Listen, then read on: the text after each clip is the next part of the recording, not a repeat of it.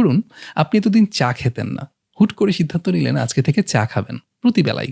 এমনিতেই নতুন করে নেশা হয় না অনেকের, নতুন করে চা খেতে শিখে সেরকম হয়েছে।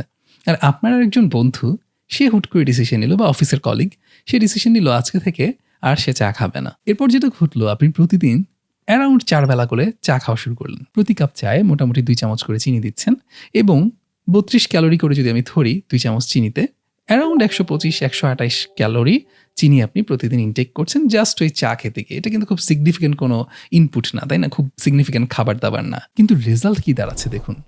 আমাদের সাধারণত 1 কেজি ওজন কমানোর জন্য ৭৭০০ ক্যালোরি বার্ন করা লাগে। আর আপনি ওই যে 128 ক্যালোরি করে প্রতিদিন খাচ্ছেন, 1 বছর পর এই 128 ক্যালোরি ওই ৭৭০০ করে যদি আমরা হিসাব করে দেখি, অ্যারাউন্ড 6 কেজি ওজন অ্যাড করবে আপনার লাইফে বা আপনার শরীরে।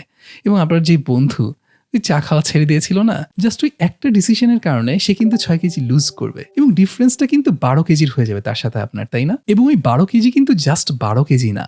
দেখুন, প্রতিবার যখন চায়ের অফার আসছে, প্রতিবার সে চাটা ইগনোর করছে এবং নিজের হেলথকে প্রায়োরিটাইজ করছে। ফলশ্রুতিতে লাইফের অন্যান্য সব এরিয়াতেও তার ওই উইল পাওয়ারের একটা রিফ্লেকশন থাকবে। দেখা যাবে অন্য যত নেগেটিভ কাজ আছে, হয়তো সিগারেট কিংবা একটা আড্ডা কিংবা অযথা একটু সিরিয়াল দেখা, টিভি দেখা, ওই সব কিছুকেই সে ইগনোর করতে শুরু করবে, কারণ সে তো একটা পার্সোনাল ডেভেলপমেন্টের জার্নিতে আছে। আর আপনি যেহেতু নতুন করে একটা ব্যাড হ্যাবিট একসেপ্ট করেছেন এবং আপনি জানেন যে জিনিসটা আপনার জন্য ভালো না, তারপর আপনি করে যাচ্ছেন, তার মানে হচ্ছে আপনি আপনার উইল পাওয়ার ক্ষয় করছেন এবং আপনার এমন একটা ব্যক্তিত্ব তৈরি হচ্ছে যে ব্যক্তিত্ব একটু দুর্বল। ফলশ্রুতিতে আপনি হয়তো লাইফের অন্যান্য অনেক জায়গায় যা করা উচিত সেটা করছেন না। আপনি এক্সারসাইজ করছেন না, ফলে হয়তো 6 কেজির জায়গায় ওজন 10 কেজি বা 12 কেজি বাড়ছে। আপনি যেহেতু চা খাচ্ছেন, তার সাথে একটু কুকিজ খাচ্ছেন, একটু পেস্ট্রি খাচ্ছেন, সেটা আরও ওজন অ্যাড করছে। যেহেতু এক্সারসাইজ করছেন না, গ্রগি লাগছে, আরও বেশি ওজন বাড়ছে, ফিজিক্যালি বেটার লাগছে না, তাই হয়তো সেটা কাজে ইম্প্যাক্ট ফেলছে, আগের মতো মনোযোগ পাচ্ছেন না, পারফরমেন্সে ইম্প্যাক্ট ফেলছে। পারফরমেন্সে ইম্প্যাক্ট ফেলে সেটা ফাইন্যান্সে ইম্প্যাক্ট ফেলে বাই ডিফল্ট, টাকা পয়সা ইম্প্যাক্ট ফেলে, প্রমোশনে ইম্প্যাক্ট ফেলে, বসের যে ফিডব্যাক সেই ফিডব্যাকে ইম্প্যাক্ট ফেলে। সেই নেগেটিভ ফিডব্যাক নিয়ে আপনি বাসায় ফিরছেন, বাসায় ফিরে যখন ওয়াইফের সাথে কথা বলছেন, সেই নেগেটিভ যে মাইন্ডসেট সেটার একটা রিফ্লেকশন বাসায় হচ্ছে, তাতে ওয়াইফের সাথে রিলেশন হয়তো আগের মতো সুন্দর থাকছে না, সেটার একটা ইফেক্ট আবার কাজের উপর পড়ছে, ঘুমের উপর পড়ছে।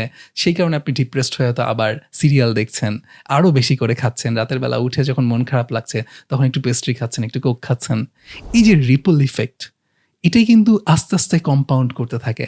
আমাদের ওই ছোট্ট একটা চা খাওয়ার ডিসিশন, ছোট্ট 2 চামচ চিনি খাওয়ার ডিসিশন, সেটা ইন দি এন্ড আসলে আমাদেরকে কোথায় নিয়ে যাবে সেটা কখনোই আগে থেকে ক্যালকুলেট করা পসিবল না। এটা তো একটা হাইপোথেটিক্যাল এক্সাম্পল ছিল, বাট রিয়েল লাইফেও যদি আপনি তাকান, আপনি দেখবেন যারা কম্পাউন্ড ইফেক্টকে হারনেস করতে পারে তাদের পে অফ অনেক বেশি সবসময়। যেমন দেখুন নোভাক জকোভিচ,